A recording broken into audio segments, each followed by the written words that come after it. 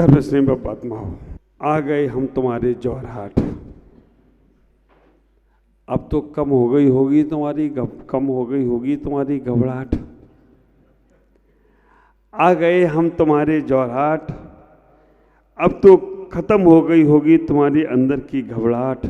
कैसे आएंगी आ गए। अब होगी तुम्हारी हमारे परमात्मा से मुलाकात, क्योंकि हम दुआ करेंगे आत्मीयता की बात। आ गए हम तुम्हारे जौहराट। चेहरे पर होगी तुम्हारी मुस्कुराहट। चेहरे पर तुम्हारी होगी मुस्कुराहट, क्योंकि आत्मीयता भरी मिल रही है आहट। क्योंकि आत्मीयता भरी मिल रही है आहट। साधु संतों भगवंतों का होगा अब साथ।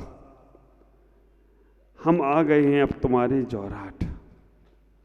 हम आ गए हैं तुम्हारे जौहराट। सभी भगवंतों का दिख रहा है यहाँ ठाठ बात। कोई भगवान पर अलग नहीं है।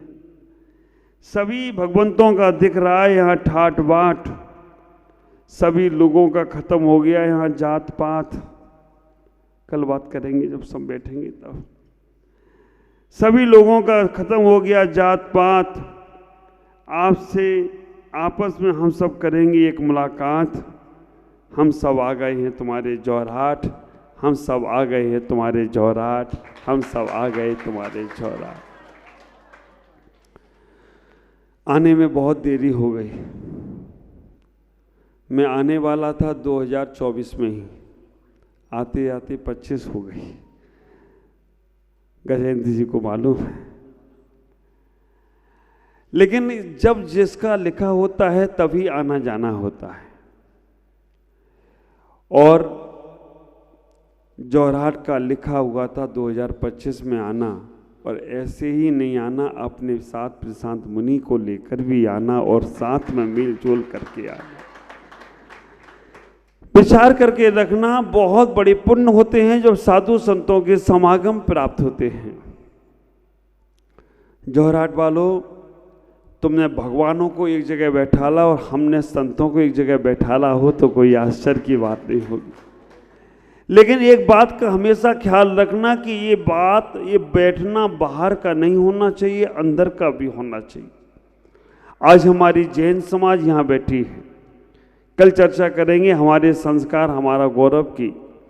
आज हम चर्चा कर रहे हैं हमारी अपनी जैन समाज की। विचार करके रखना, ये जैन समाज जो आज यहाँ बैठी है एक कम पावरफुल समाज नहीं है।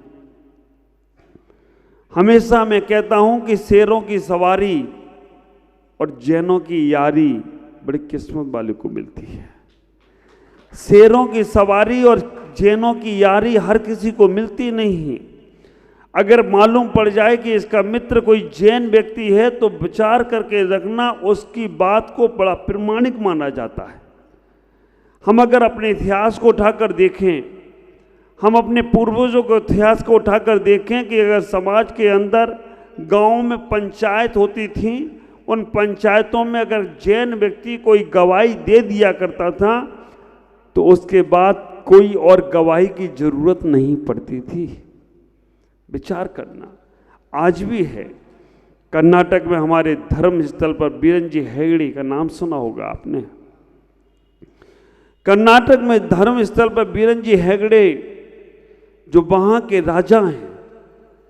कर्नाटक में सरकार, कोई कोर्ट, कोई कचहरी, कोई भी निर्णय लेता हो, अगर कोई केस हमारे बीरन जी हेगड़े जी के पास पहुंचता है और उन्होंने कोई न्याय कर दिया, कोई निर्णय दे दिया, तो कोर्ट भी कहती है उनके न्याय के आगे हमारा कोई न्याय चलने वाला नहीं है।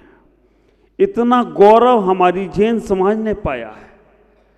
विचार करके रखना, हमारा ये जैन समाज है वो राजाओं का समाज है।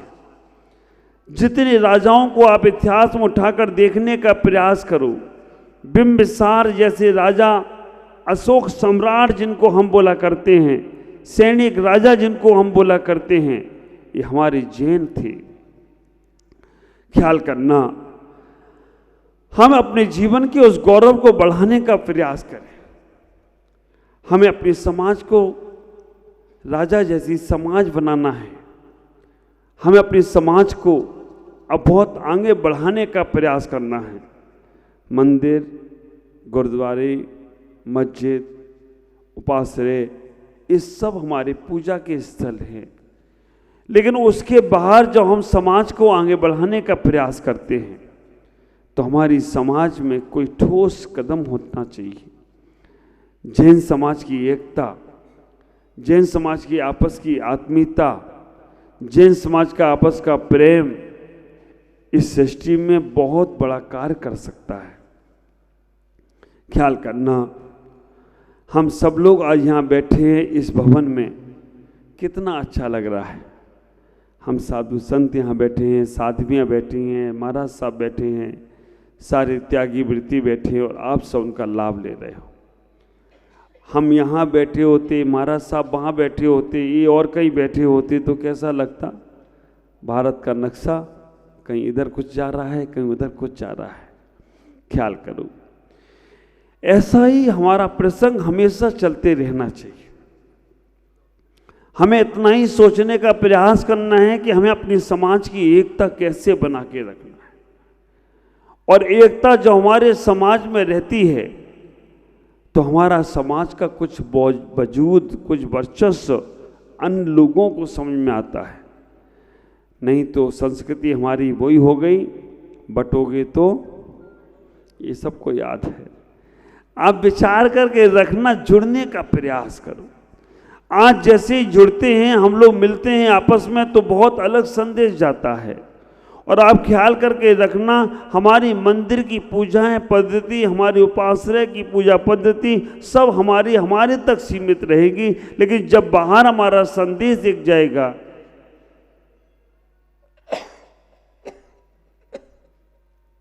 तो बहुत अच्छा संदेश जाएगा। जैन समाज में हमारे पास लक्ष्मी की भी पूरी कृपा है और सरस्वती की भी पूरी कृपा है। ख्याल करना, हमारे पास लक्ष्मी की इतनी कृपा है कि अगर हम चाहें हमारे समाज में चक्रवर्ती जैसे भी संत, चक्रवर्ती जैसे भी लोगों ने जन्म लिया। और सरस्वती की इतनी कृपा है कि केवल ज्ञान भी प्राप्त करने वाले पात्र हमारे जैन धर्म में हुए, तीर्थंकर हुए। तो ख्याल करो, हमारे पास जब इतनी सामर्थ्य है तो फिर हम पीछे क्यों रह गए? क्योंकि हम अपने दायरे में बंध गए। हम अपने सीमित दायरों में बंधने का प्रयास कर लिए। हम अपना मंदिर देख लेते हैं, हम अपना उपाश्रय देख लेते हैं, हम अपना संत भवन देख लेते हैं, बाकी के बाहर का हमें कोई ख्याल नहीं।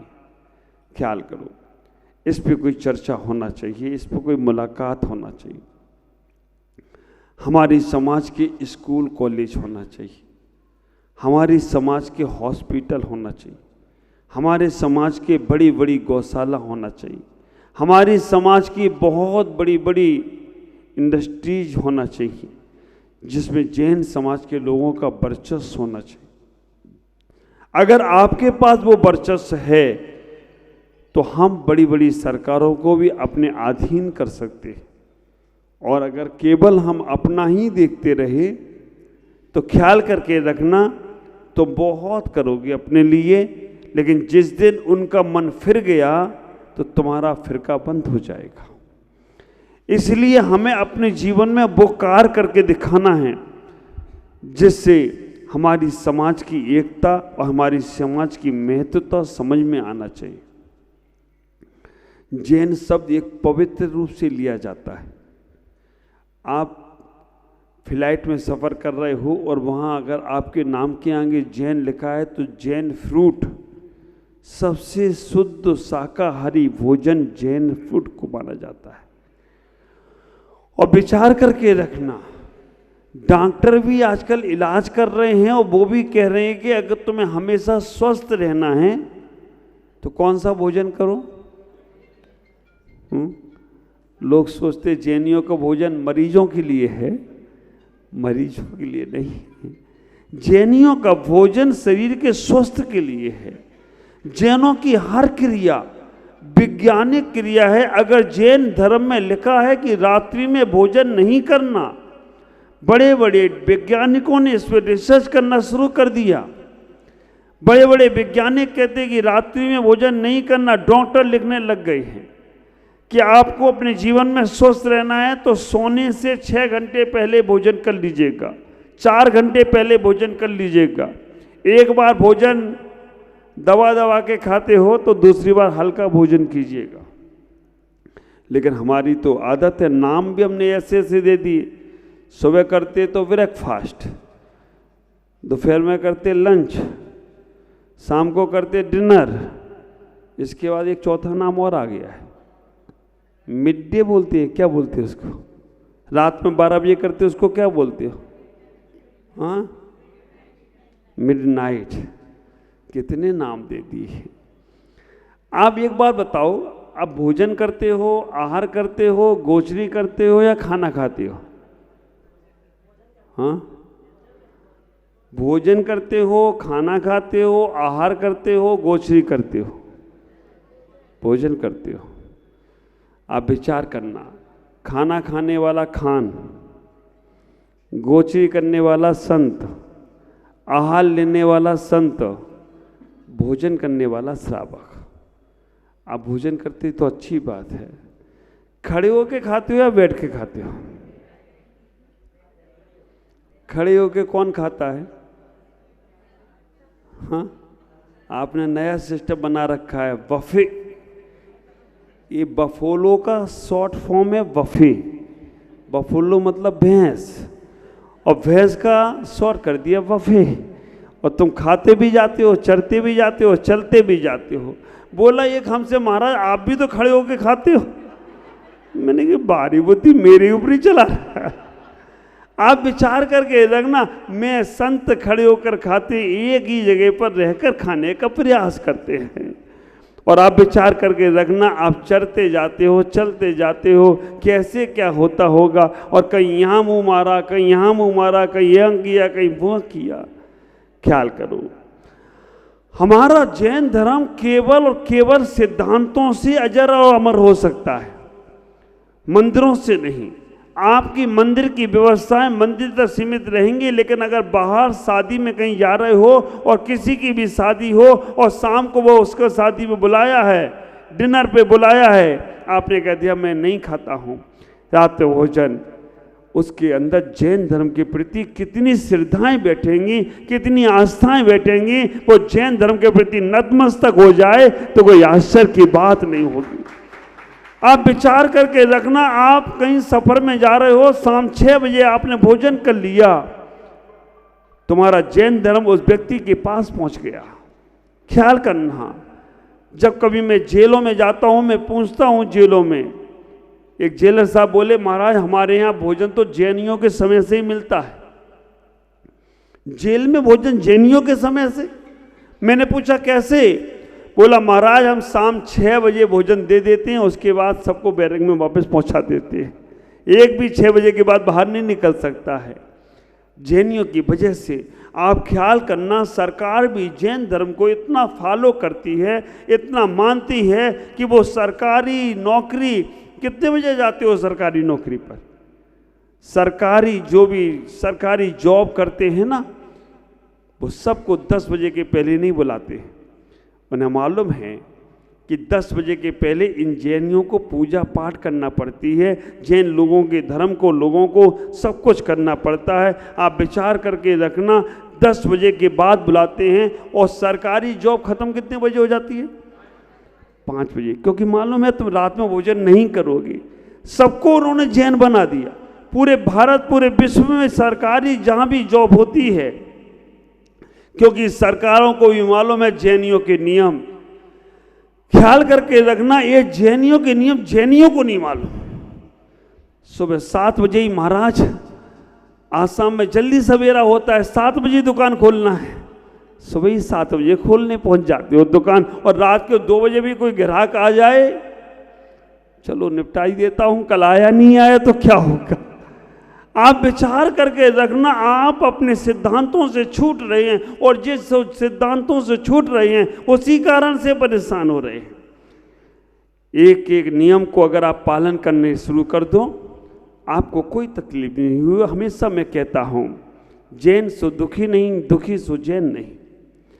विचार करके रखना, जैन जो व्यक्ति होगा वो कभी दुखी नहीं हो सकता है, लेकिन नाम का नहीं, काम का भी जैन होना चाहिए। आप नाम के जैन हो या काम के जैन हो, नाम के जैन हो। आपकी दशा ऐसी है, एक व्यक्ति के पास बंदूक का लाइसेंस था, जंगल से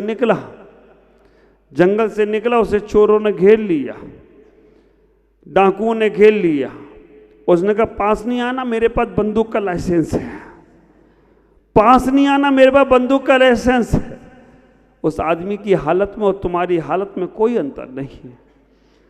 तुम भी कहते हो कि पास नहीं, मैं जैन हूं, मेरे पास नहीं आना। कर्म कहता है नाम के जैन से क्या फायदा, कर्म के जैन बन जाओ, मैं तुम्हारे पास आने वाला ही नहीं हूं, मैं दूर के दूर ही चलू जाऊंगा।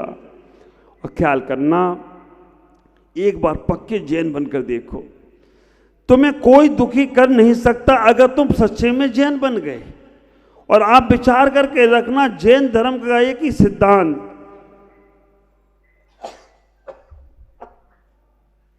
अहिंसा का सिद्धांत पूरा भारत मानता है। आप विचार करके रखना, जैन धर्म का एक ही सिद्धांत पूरा भारत मानता है, अहिंसा का सिद्धांत। अगर हमारे देश पर सीमा खड़ पर हमारे सैनिक खड़े हैं, किसके लिए? हिंसा के लिए या अहिंसा के लिए?